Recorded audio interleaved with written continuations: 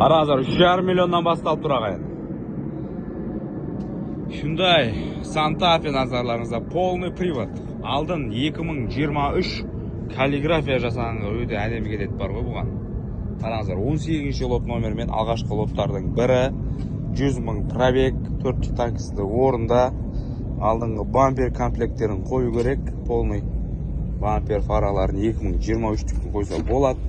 Аппақ түсте. Қараңыздар, 4 ВД, датчик удержания полосы бар, датчик мертвых зон, АБС бар, мультируль, круиз контроллері бар, артқы камера, автохолдтары бар. Винкод осы бойынша қарайсыздар, таза 2019 жылғы винкоду. 4 танкісі орында, аштрак.